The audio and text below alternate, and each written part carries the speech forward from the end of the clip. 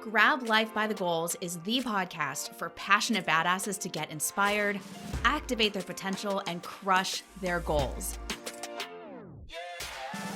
In a nutshell, we do big shit around here.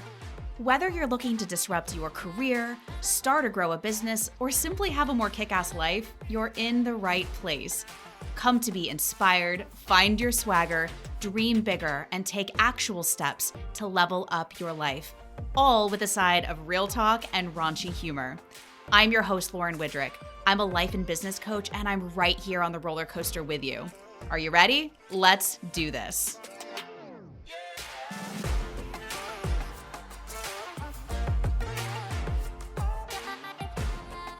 What's up, my badasses? Welcome back to this week's episode of the Grab Life by the Goals podcast, and I'm here with two women that I admire and adore. They are the founders of House of Nomad, which is a globally inspired interior design and homewares brand. So I'm here with Kelley and Berkeley Minkhorst, two people that I just love. Welcome to the podcast, ladies. Thank you so much for having us. Oh, it's so good to be here. And I will say this, I adore this business and I know it from the inside out because I was Coach Lauren for about a year. I was their business coach and got to see their business during a year of explosive growth. Like, the amount of stuff these ladies has done is astounding, and we're gonna dig into it because I want everyone in the audience to hear how you build a global national brand with services, storefronts, retail, all of it. These ladies did it, and so they're gonna share the stories with you today. So welcome. Thank you so much. We're excited. I know. So my first question for these ladies is, what's your big why? Like, what turns you on about this business? What's your mission and what gets you out of bed in the morning?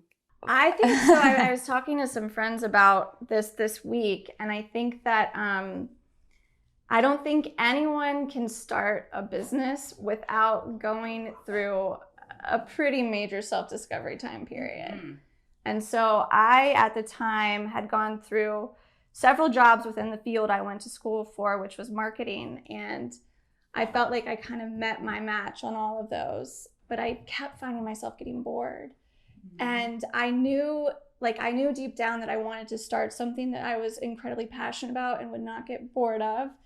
And mm-hmm. so I think through a lot of just going inward and spending a lot of that time there, I kind of let some things talk to me. And then I feel like I landed on something that was like super creative, something that was like tangible that I could get my hands into, and something that was also travel inspired, because that's what really at the end of the day got me so excited and connecting with those sorts of people. And then I met Kel, and it kind of just, there's more of a story there, of course, but it kind of all came together. And I think it's like, at the end of the day, it's like doing something that just really, really fuels you and taking the time to identify what that is. So how did you two meet? So Burke and I met, I was, at this point, it's been over like 5.5 years ago, but like since House of Nomad was, started, we have that, like, our friendship also grew with that, like, which is interesting. So it's mm-hmm. not like we knew each other for years and years and started this business. We met each other through I just feel like fate, honestly. But mm-hmm. I was working at Restoration Hardware at the time, and had been kind of in the design field for a few years, but still not loving like the corporate aspect of what I was being exposed to. And Burke and her husband came in for a sofa, and being the saleswoman that I am, though, I'm like, those two, they're cute. Like, I want to talk with them. Like, they came in, they look just like nice people. And, in retail, like, it's a whole thing. So we started talking about travel and upcoming trips that they had, upcoming trips my husband and I had. And next thing you know, we had like dinner at Good Food. And truly, like, I think we started like doing like dance routines from like our childhood. We both danced so we were waiting for our table, and like at Good Food, we were across the street at the bowling alley. Mm-hmm. And I remember us being like, this was my favorite, like, little waltz and like this and that. And like Brad just knew, Brad and Deke both like looked at each other. They're like, dude, we're goners. Like, we're done. Like, yes. this is it. And I think it was something like 3 months later, we had started an LLC, and I mean, it was just meant to be. You guys are really business soulmates. Like, I've seen it when I first came in as Coach Lauren. I was noticing that these two were tag teaming a lot of the strategic challenges. And my initial recommendation was like, maybe you guys should divide and conquer. And we tried it for a hot minute and you were like, no, like this works better when we do it together. Yeah. You two really do share a brain. And I think that's share the heart of House of Nomad. And watching you guys work together, I mean, it can be difficult with partners and co-founders, and y'all are just so good together. Thanks. We feel really lucky. I mean, it does feel like the way we do things could be counterproductive in some ways, and maybe in some ways it is. Like maybe, you know, like from a like, time management might not be our best thing, but what we're able to produce together is always better than, you know, us individually most of the time going off and doing these things. I feel like we're both very decisive, and so I do feel like we are very efficient when we've got like the task at hand. We need to accomplish this. Like we both get together, we get it done, and then therefore we both feel like incredibly confident of whatever our like end result is, which is really nice. We're really lucky. You guys, one of the things I admire about you so much is your calculated risks. You're not afraid to start something new. Well, that's for sure. I mean, and that might be a problem too. Right. I mean, but I think one of those things is that, you know, Burke and I, we're not, there is that moment where you're like, what is the worst that could happen? And I remember very distinctly talking to my mom before we were about to like make the leap, right? So we were both still working full-time, our jobs, weekends hustling, which I know you've got a lot of hustlers out there. So the weekend hustle game, and like after work, we'd like meet again, you know, and say, okay, let's like work through, we got to get the website. Like what are our first to-dos and all of this? And I remember talking to my mom and she was just like, what's the worst that could actually happen? And I was like, well, it doesn't work and we don't get clients and then we don't. She's like, yeah, well then you both are so talented. Your other job, I mean, and to me that was worst case scenario. No offense to Restoration Hardware, but I was like, if I had to go back there, but look, I had stability. Like I had a place to go. And if it wasn't that, it would have been maybe another retailer or a different firm or whatever. But she's like, you won't know unless you just try. And like after that, I was like, well, if she believes in me, our husbands were amazing. They believed in us. And more important, like we believed in each other and in ourselves. And it just worked, you know? But yeah, we were really calculated. Like we both put in a lot of work. We had a lot of clients under our belts before we both left our full-time jobs at the time. And then the you know, as you grow, the risk becomes larger and larger. And so as we've grown, we become more and more calculated when we take those next steps too. So we've learned from every risk that we've taken along the way. And I think that, you know, some have been incredibly successful and amazing, and others, it's like they don't always work. And you have to also be okay with that. But if you're calculated with it, then it's like you've got that feeling of like, it's not so scary as long as you know, again, what's the worst that could happen. And if it's something like your company goes bankrupt, well, then we all need to slow down and like, let's really look at the numbers and let's see. But if we're talking about like, you know, oh, we need a studio and we need a space so that we can have our clients come in and see the momentum we're building. And like, they come in, they see this. We were so nervous about signing that first lease. Like we were so scared. And we were like, okay, well, now let's do some math, right? Like we need to look at some stuff on paper. And this was when we were our accountants. So that is a little scary, but you can do your basic math. I mean, how much are we going to make? And how much is this rent? And like, can you pull it off? And from there, I feel like that was like one of our big steps, getting out of working from home, right? Yep. And then I think things really took off after that. I'd like to kind of go through your journey from startup. You guys met each other, you fell in love, became business and life besties, right? And started your own design firm. And then you're talking about moving into a space. So what were the big milestones along the journey, going from design to, you know, storefronts, to these partnerships that you have? Take us through like the big moments in the journey. It's hard to talk about both sides of the business collectively, even though they are so intertwined. I feel like though, in my mind, a lot of the big milestones along the way were, you know, we were really fortunate. Our very first project that happened to be My Next Door Neighbor, it got published by HGTV. And so I have an advertising marketing background, and we both were in agreement that like our biggest investment would be that we would invest in photography. So we found an excellent photographer, Laura Sumrak. Still use her today. Yeah. Oh, the photos are gorgeous. You guys, we've linked their Instagram accounts in the show notes, but go look at this photography. It is amazing. Thank you. So like that was a big thing, and that really helped things take off. It kind of gave you that confidence too. And you're like, wow, we did that? Yeah. You know? Yeah, and I mean, she makes everything look beautiful. You don't see what's happening really behind the scenes. It's a big mess sometimes. But then I do think the first studio location was big. It gave us a lot of credibility. It did. And our first hire was really big. Oh my gosh. Well, and I think that's funny in itself because our first hire was a part-time, this is what we called it, which is hilarious now, a part-time intern. Like, what does that even mean? That's how scared we were of trying to take non-committal. That so non-committal. We're like, look, it may work, it may not, it may be full-time, maybe part-time, you may be an intern, you may be our assistant. Like, we don't know. People are like, what does this job entail? Very confused.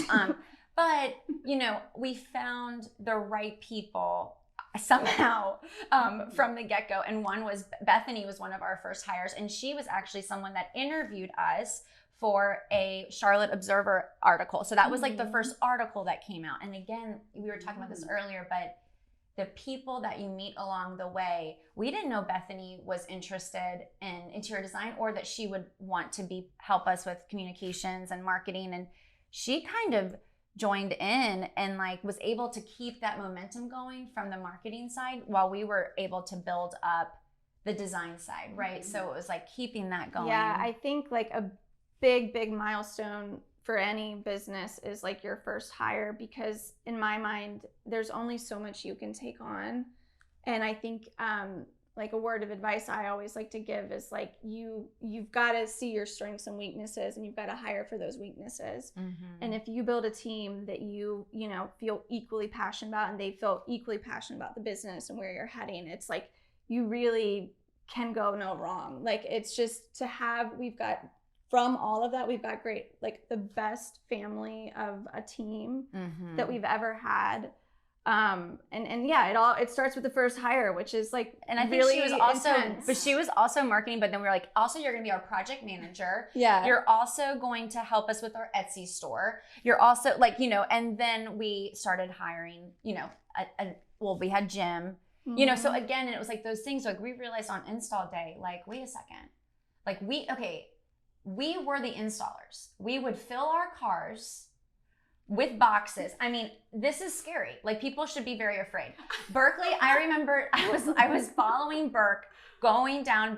At the time we were very lucky. We had just gotten 2 clients who on Beverly Drive, and they're neighbors. And so one was a friend of ours, and then her neighbor saw the sign in the yard and was like, I'm gonna call House of Nomad too. So we're going down Beverly Drive.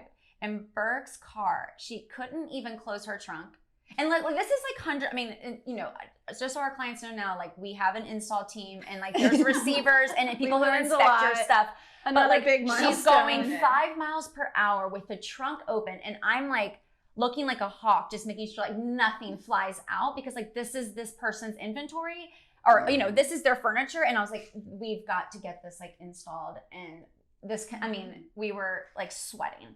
So we're bringing everything in, we're unboxing. I mean, we quickly were like, we do not need to have any business in this. I mean, this is a hot mess. Yeah, you realize very quickly what you need and what you don't need.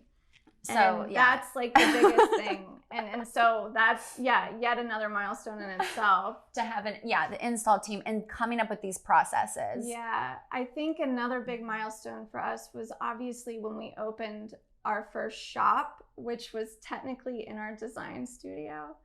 So we basically we fast forward a bit, the whole point of when we created Hun was not to just be an interior design studio, it was to be something larger, which is why we like very definitively branded it as House of Nomad and not like Berkeley and Kelley's design services or whatever. Smart. And so our goal all along, and like really what bound us as friends, was travel and the idea of getting out there, seeing things you've never seen before, doing things you've never done before, engaging with different cultures, and bringing it back to people that haven't seen these things before, something new, and sharing something it exciting. with people. Yeah, like that's what gets sharing us the excited. story. That's our why. I mean, to really come back to like, but that's like what like we get so freaking jazzed about. Like that is why we wake up. It's like knowing like, okay, sharing those stories. And when we can come full circle and we're not only have we sourced this item, we've met with the artisan, but now we've been able to bring it into someone's home, maybe even design around a particular rug or particular piece.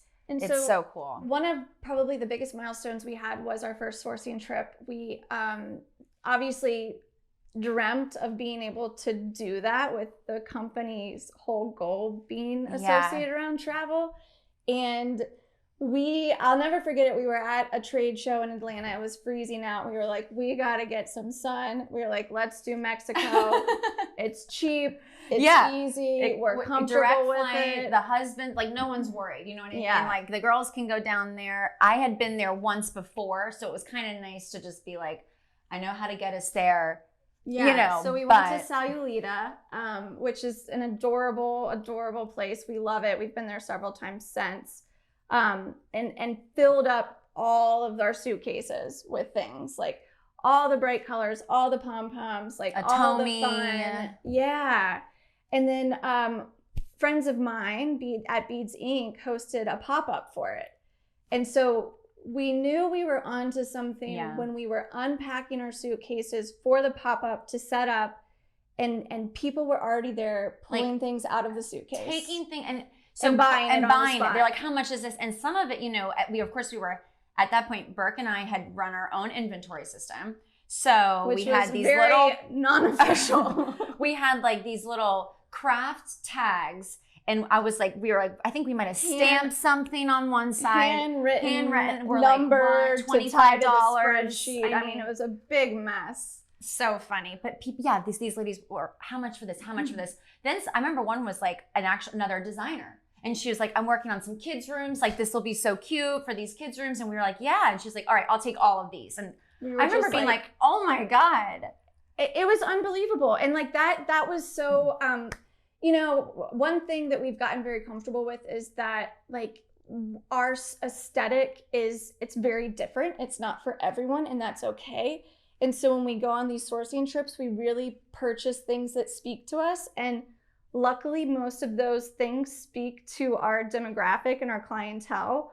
But like the people that love it really love it. And what I love the most about it is that like everyone's got their stories to share too about travel. Mm-hmm. And so when that got going, it, you know, we were like, maybe we can take this off quicker than we thought, and like we can head to the next big place, which was Morocco.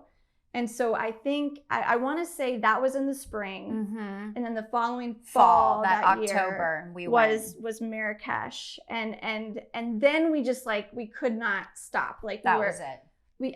It was amazing because then we were pulling it into clients' homes, and we went with intentions of designing with the pieces we found, but also just like having an inventory of those pieces for styling. So that was, I think, a big like big aha learning moment too, of like when we were kind of at the end of our process, we were realizing, okay, so to make it beautiful, you know, to pull it all together, we all know the photographs of the homes, and you've got to have those you've got to have those final touches, like you just do. And so we were like, well, yeah, we could bop around Charlotte, which is what we used to do, like driving around like crazy people, but, you know, using some of the local resources, which is great. But we're like, okay, can we borrow this? Can we take this? Maybe they'll buy it. And like packing our cars full of stuff. It's so much work. And none of that stuff really told our story, you know? And so there was a really disconnect there. Set you apart too from other things you've seen. So Correct. This really just kept continuing like what the brand was. And then we had bought so much. Well, then the next trip was Bali. Yes. And that was where we had signed a new lease, and we're leaving for Bali, I think the next day or like 2 days after signing that lease on Brunswick. Really tricky, and we were like, well, I guess we buy enough to like start an actual like retail store. So was that summer Like we went to Morocco in October, and then like that summer, because both of our husbands actually came with us, which at the tail end. So we did like our sourcing in the beginning. So we spent 2 weeks in Bali. We sourced for furniture, we sourced for decor, we sourced for lighting. I mean, it was amazing. And we sent back 2 containers or 1 our first time. I think it was 1 big one and then like a half. So so we were tracking 2, and that was not anticipated. That November we opened our first store, which essentially was like, we ended up shifting. At that point we had hired enough employees that we were kind of spread out throughout our little studio space. We shifted them back, and then we opened like a smaller than 800 square foot shop. It was like 800 square feet. And I'm hoping that maybe some of the people on your podcast saw the OG store. It was really cute. It was so cute, but it was tiny. And it was, again, one of those risks where we were like, okay, we're already paying rent for our design studio. So if we're going to risk it, then like, let's put this stuff in the front. And we kept saying like, if it sells, great. But if not, well, we're going to, hopefully at this point we were saying, hopefully we're going to have an online store, like a real one, which at the time we didn't. We just had, I guess, Etsy and like some stuff on the website, but it was not official. No. And we were like, if it doesn't work there, we'll have the website and then we can sell to our clients and style with it. So again, we were like very calculated. We're like, let's just see what happens with this 800 square foot store. And it did great. It did great. So we opened in November, and then we had November, December. So we had a nice holiday season with it, and then COVID hit. Yeah, March. Like, and really, so weird stuff started happening in February, right? Yeah. Like weird stuff. We saw stuff slowing down February, and then March. I'll never forget. I'll never forget it. And like, I think COVID's one of those milestones for us too. It was, because at that rate, we had to photograph some of the product and get it onto the online store only so we could connect it to Instagram and sell it through Shopify, which is the platform we use. And because we were set up with that, then the online store started working out. And we were like, oh my God, people are buying this. And we're looking like Texas, New Jersey. I mean, I'm like, what is going on? And we're like, oh my God, New Jersey loves House of Nomad. House of Nomad loves New Jersey. California. Like we had all of this, like so many people in California, and then Florida. Yeah. And we were like, oh my God. Connecticut was a big one. I mean, it still is, but crazy. It was just like, I mean, I hate to use the word pivot because I feel like it's been so overused, but really, like, we had to. I think the one thing I can say about Kel and I that I am really proud of is like we're quick thinkers, like we're quick problem solvers. Yeah. And so we were like, all right, we got to shut down the store. That's it. Like, we're not going to sit there and be like waiting to drown. You know what I mean? Like, we're building that ship. Afloat. Exactly. We were really proud. We kept our entire team employed through all of COVID, and like that was a big thing for us. And we got them in there. We, all hands on deck, photographing everything, getting it online, connecting it to Shopify, and then the online store. I mean, it really just, it kept us afloat during COVID. And it kept us afloat so much so that like we started thinking about Charleston.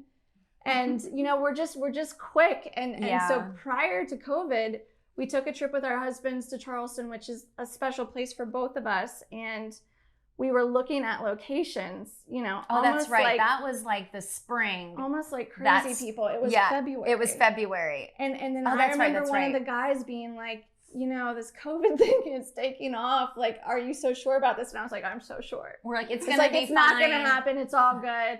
And then everything came to a screeching halt. And I remember we were like mourning this idea of Charleston. Like, we're like, it's never gonna happen now. We were so upset, but then it became that what's the word that, like, it's like that light that you keep like working towards, that beacon of hope. Yes. It was like our beacon of hope through COVID, and we were like, we're gonna get it open, and we're gonna do this. And then so it was almost a full year from opening our studio location shop.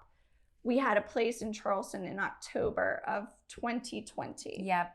So still, we came back to Charleston.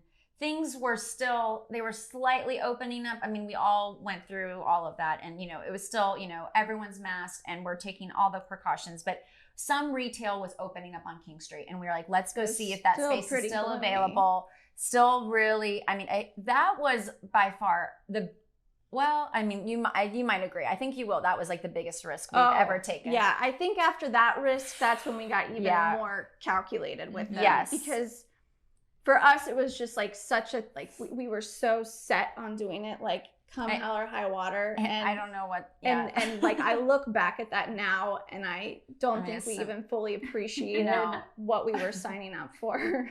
Like, you know, a 7-year lease, and, you know, on King Street. And like, you know, we have some retail experience, but not really. So it was a running big retail, working retail, which are two different things, you know. And but luckily it's worked out. But we have learned a lot from it. Yeah. So I think this is when I hit the scene, was December 2020. Yes. And so I came in as Coach Lauren, and then we haven't even talked about the things that have brought your business to where it is today. So let's talk about all the things that happened last year. All the launches, all the partnerships, all the crazy projects, the commercial projects. I mean, you guys have done so much stuff with this business. Oh God. Where do you want to start? I feel like it's kind of nice to even just starting from, you know, once Charleston opened, you know, we were still feeling some momentum. Like, I mean, we were still getting our containers. So like Burke and I were still sourcing as much as we could, but all virtually. So we had to really, again, pivot and think about how are we going to still offer these like travel finds when we can't travel. So, I mean, that was horrible. Like, that was the most depressing, hard thing because it just isn't the same. And we were trying our best. Thank God we had those relationships we did in place, and we were able to travel as much as we did prior to COVID, because House of Nomad couldn't exist the way it was if we were like, we just started and then COVID, you know what I mean? So we had to have that foundation. But through that time, we were like, okay, well, we still want to be designing and doing these things, but like, we can't travel. And Burke and I had wanted to do, you know, a fabric and wallpaper line pretty much from the beginning. But again, it's like the time and what you're going to set your priorities for. And we just didn't have that time. All of a sudden, we've got some time. Yeah. You know, we've got some time. About busy minds. I mean, it was like we were both just like on another planet because trying to figure out what to do with ourselves. So, you know, then we were, you know, we had to do some research again. Okay, how do you go about this? Like, how do you start a fabric and wallpaper? I mean, where do you begin? You know, so we love researching. I think it's another thing that, like, as a business owner, you've got to be comfortable with like figuring it out on your own and at least getting yourself so far, and then finding the right people, right? Finding the right experts. And so we did find the right people, and we ended up, you know, developing this wallpaper line and the textile line. Again, it was like, we've just wanted to be creative and like have something, again, you know, growing the brand in a new way. And we just had no idea how much it was going to take off, and then who would also be interested in it. And so last year, through all of that, you know, we got a chance to go up to Philly and pitch it to Anthropologie. And they loved it as much as we loved it. And we were just excited to have a meeting there. Yeah, we couldn't believe that we were there to begin with. We were like, and what? Then on the spot, they were ready to take it. They were ready to set the launch date. Yeah. And I was like, oh, okay. And so it goes down like that here, you know? Yeah, because we kind of went in there knowing like, this is a meet and greet, and we'll get to know them, and this will be a longer play. And I mean, they were so reactive to it and it got us, I mean, it just like filled us right up, of course. And then so that was what, like we probably met in the fall. Yeah. It was like October-ish. Like and then we were launching it with them like a couple months later. And I mean, then we really had to get serious because it's like I don't even think we fully had, like, we had logistically prototypes, but we did not have everything like nailed we needed out. the proper strike offs and matching the colors, and like we have an amazing team, and so much time and effort went into this. I cannot it's not this thing where you go like, I want to make wallpaper. Like, that's just, I mean, maybe for celebrities, but for people who actually have to like work and like, you know, and get this done, and you want it done right. And Anthro made us, I think, if anything, which is good, right? We were like, all right, this is the real deal. I mean, not that we weren't already going to be pretty particular about the outcome of it, but when we knew Anthro was involved, we were like, okay, we've got to make sure we're buttoned up. And we, on the back end, I mean, how is this going to look when the customer receives the product? How is it going to look, you know, not from the packaging to how it looks on the roll, how, you know, the pricing and the colors, and like doing grass cloth. And also we wanted something with texture. We knew that. But coming up with that whole plan, and then the colors, I mean, don't get us going on. That was like that 2 was months so in annoying. itself, Like, at least. to get the right tear cut, we're like, no, like more earthy. The amount of times we said more earthy, at one point, like one of the strike-offs pretty much was like Panthers blue and black, and I was like, honestly, like all about some local like team pride, but like that's not what we're going for. Then we would say so too upset. earthy, and then we'd end up with like brown. Mud. Yeah, mud. I'm like, not that earthy. Yeah. Like, It's fascinating, like the amount of stuff that goes on behind the scenes. So you can go to Anthropologie.com and you can buy House of Nomad stuff. yeah. But you would never think that you guys had to learn manufacturing, like I don't know what a strike-off is, and like packaging and like all shipping and all the things that you guys tag. We wanted to, you know, and what's going to make it special. And that was something interesting that Anthro said was like, they just kind of reiterated like that their consumer wants that extra touch. And what is that? And so again, we were like, well, what do we think that like what's nice, you know, what feels special? So we end up getting this like custom leather tassel made on each pillow, which we're so happy we did, because it does finish it, but it's this little detail. And it's that extra effort, which I do think can like full circle here go into every business. And I think every facet of the business, it's like you put in that extra effort, your client sees that extra effort. Totally. And they appreciate that extra effort. Absolutely. Everything you guys do is just so buttoned up. And I know the amount of effort that you put into that. I really do. You guys are laughing. Like I've seen the debates over like the sticker that goes on the thing. Like you guys really do give a shit about. Definitely knows what that's like. Like the debates on it seems sometimes like this tiny thing, but then you quickly realize that everything's in the detail, and it is so important. But it can drive you crazy. Well, you guys have this care factor I've rarely seen with any of the companies I've worked with. I mean, you guys really are hungry for what you do. You care about the customer experience, like down to the leather tassel on the pillow. Like, I think that's what sets you guys apart. I had a question lined up, what's your secret sauce? But I'm going to tell you what I think your secret sauce is, and then you can add on to it. So you guys have an extremely strong point of view. Like, I can spot a House of Nomad design from a mile away. Like, you could literally put them in a lineup and it'd be like, that's Kelley and Berkeley's design right there. So if you're not watching this episode on the YouTube channel, go check it out. We're sitting in Kelley's dining room right now in front of their wallpaper, the jet lag print, which to me is like your signature style, right? So I think you guys have that. Yes, you have that care factor. You've got the strong point of view in your design. And I know how much you care about the full circle. So there's you guys and your passion for travel. And so you get to live your passion. And then there's the artisans that you work with and your passion for helping those communities. And then your passion for your clients, bringing all of that stuff back to them. Yeah. So that's what I see as your secret sauce. But what else do you feel like sets you guys apart? I mean, that's going to be a little hard. Yeah. Because that sounds so nice. But I'm like, thank you. No, like, I'll not to get like too woohoo, but I do think that the other bit is like Berkeley and I and our dynamic, and that it's just changed like both of our lives so much. Being a part of this is just amazing. And I think that, you know, the two of us have quite the dynamic. No, we're very, very, very, very lucky. Because we've seen each individually the other side of things, because, you know, partnerships can be tough. And I think that like we were brought to meet each other, like, you know, our husbands are best friends, like we're best friends. Like I think that everything is very genuine and sincere, and that's really who we both are individually and collectively.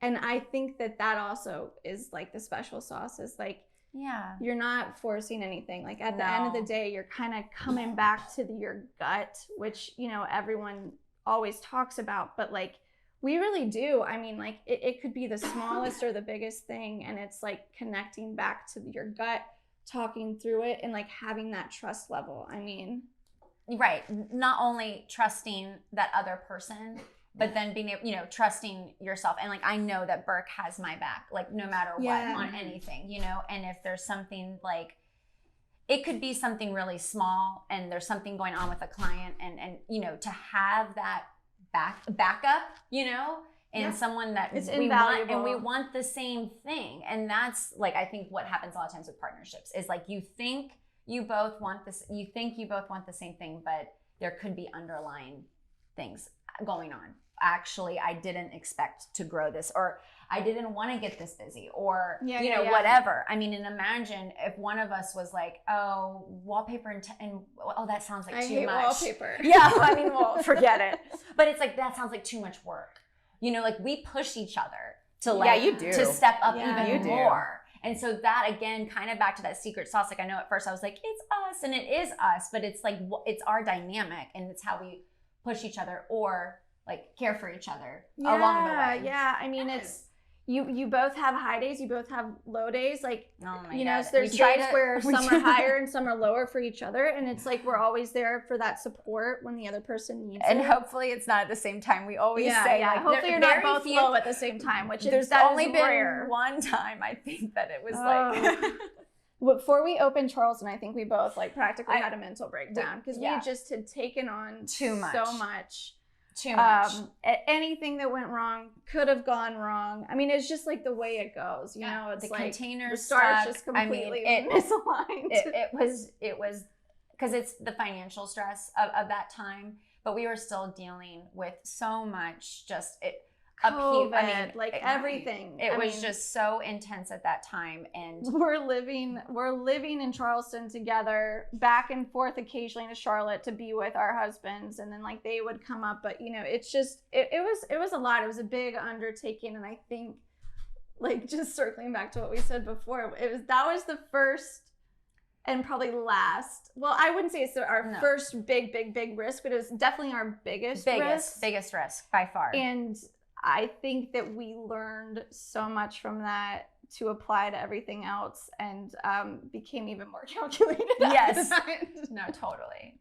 It has been fascinating hearing your story to date. And you guys just celebrated your 5th anniversary. So I can't believe you guys, congratulations. And I can't believe you've done all of that in 5 years.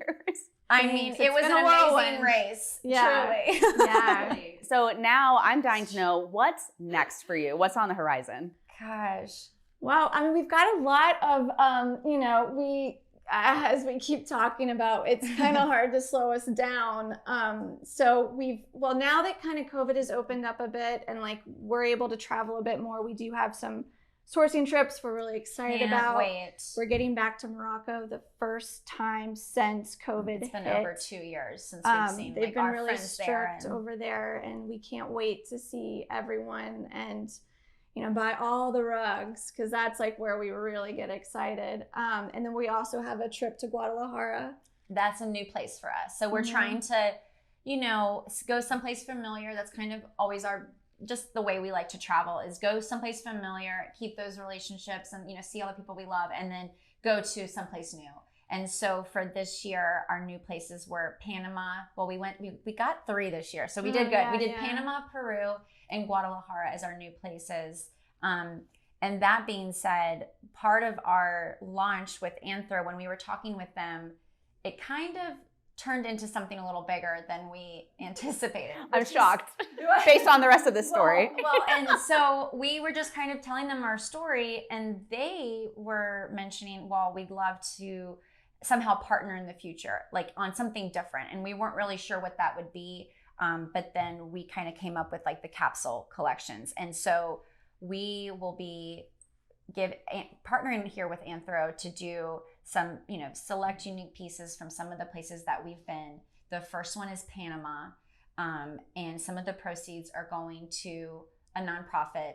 And so to help the artisans continue the craft, like we're so excited about that. So that's something big in the works. And that should be launching late this summer. So it's like a capsule collection of basically framed textiles and some masks. So it was an amazing experience. Yeah, it was we so got cool to learn all about the process, and took a canoe down a river. Yeah. Met like legit. Like.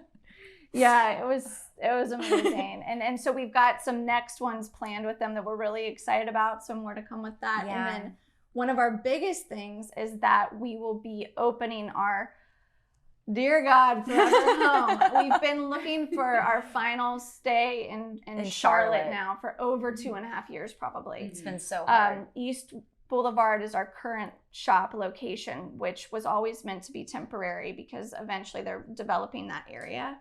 And so we will be opening this fall in the Hazel Complex over in South Park. And we couldn't be more excited. So we're going to be combining like our headquarters and our retail together. And so like we'll be doing product development there. We'll be doing design presentations. All of our like design teams work will be happening, plus everything on the retail side. Mm-hmm. So we'll have, our in-person consultations. We'll have the Hun upholstery furniture there. We have the Hun and Das Wolf furniture there. We have all of our travel finds there, and some vintage. Yeah. And then we've got the design center too. So that's been really big for us. Mm-hmm. And then just continuing where we are. I mean, like we're introducing new colorways of our fabric and wallpaper line. We just launched our upholstery furniture line, which has been really exciting, and we're really pumped about and continuing that and redeveloping that along the way too. So yeah, just a few things. Just a few small things. Yeah. Burke, you kind of glossed over the design center really quick, but I think that's an amazing offer that we should share with folks. Yeah. So what exactly is that? So the design center is sort of our in-store experience for customers, clients that don't want to do the full service design with us, interior design wise, and they go in and they meet with a design consultant, can either work through shelf styling, art selection, finding the right size of rug for the right room. Exactly, like a living room refresh. Like I need some accent chairs and a side table and a lamp. Like give me a little reading moment. Like we've got you. Yep. And we can help again with scale, texture, color, and bringing it together, along with obviously like helping choose the right wallpaper, the right fabric, and all of that. So bringing it all together. Yeah. And it's a great service. Like if you're not quite ready for the full design, you can come in and get like a touch of Kelley and Berkeley style in your home that integrates with everything that you already have. So I love that offer as well. We do too. This has been an absolutely amazing conversation. I hope this inspires any entrepreneur with a dream that you can do this in 5 years flat, seriously, with enough determination, support, willing to take those calculated risks. Like let these ladies inspire you. Y'all inspire me so much, by the way. When I first started working with you, I told my husband my ultimate dream is to go to Morocco with you guys or on one of these trips, just like in your suitcase. So that's my goal at some point. But y'all, if you have not seen their work, go check them out on Instagram. It is stunning. It'll blow your mind. So you can follow these amazing ladies on Instagram at House of Nomad Design and shop House of Nomad Design. And be sure to go to their website because they're going to have a newly refreshed website this summer. It's going to be amazing. And Kelley and Berkeley, I just want to say I adore you guys. Thank you so much for being here. Thank you for having us. Adore you. We adore you too. And for all of our podcast listeners, I'll leave you with this as always. Be sure to grab life by the goals, and we'll see you next time. Thank you so much for listening to the Grab Life by the Goals podcast. If you loved this episode, I would be thrilled if you subscribed wherever you listen to your podcast so that you can get notified when an episode drops and we can rendezvous like this every single week. If you're feeling frisky, maybe slap a 5-star review on this bitch and maybe even some comments about what inspired you from this podcast episode. This is simply so more people can find us and join our squad of badassery. I love me some Instagram, so come find me.